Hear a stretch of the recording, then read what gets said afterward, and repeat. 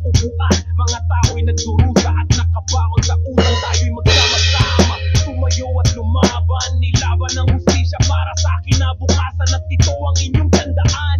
At huwag niyong kalimutan, huwag niyong galitin si Juan. Sa kanto naglalako, piso-piso lang ang kita. Habang ang mga buhaya, milyon-milyon ang binulsa. Pag mahirap ang nagkasala, kulong agad sa selda. Wala na bang pag-asa? Lasa ng hustisya, mga bata walang gatas. Tinitiis ulam na asin, pero ang mga anak nila sa ibang bansa nagsha-shopping. Bakit ganito ang mundo? Bakit laging dihado? Si Juan ang lumikha, pero si Juan din ang ginago. Bakit ba kasi hindi kayo makontento? Pagod ng ordinaryong tao ang puhunan ng yaman nyo. Bawat luha ng ina, bawat gutom na bata, katarungan ng sigaw, buksan ng pinto ng hustisya. Flood control sa sapa, inanod na ng baha. Kawawa ang mamamayan sa bulok ninyong sistema. Nalubog kayo sa buwis ng mamamayan, pero si Juan lubog na sa baha. Baon pa sa utang, mga kontrakto ng kalsada, puro palpak ang gawa. Bilyones ang kinita, lubak-lubak pa rin ang daan ng masa. Mga kasabot na opisyal para mga hari sa palasyo. Habang si Juan ay nagugutong, nila mo ng dilim sa kanto. Kayo tunay ng salot, magnanakaw, mapagsamantala. Magnanakaw sa kongreso, sa proyekto, sa bawat firma. Huwag kayong kampante sa inyong karangyaan. Baka magalit na si Juan at ulan kayo ng kamatayan.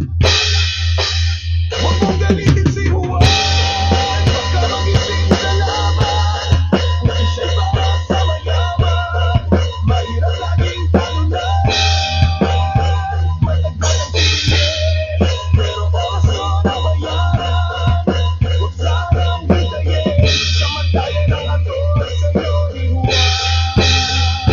Walang magnanakaw sa kaban ng ating bayan. Eskwela'y puno ng libro, guro'y may dangal. Magsasakay, may patubig, ani sa gana. Manggagaway, may sahod na sapat sa pamilya. Kalsada'y maayos, ospital ay kumpleto. Batay nag-aaral, hindi nagugutom sa kanto. Sa halip ng bulsay, sariling inambag.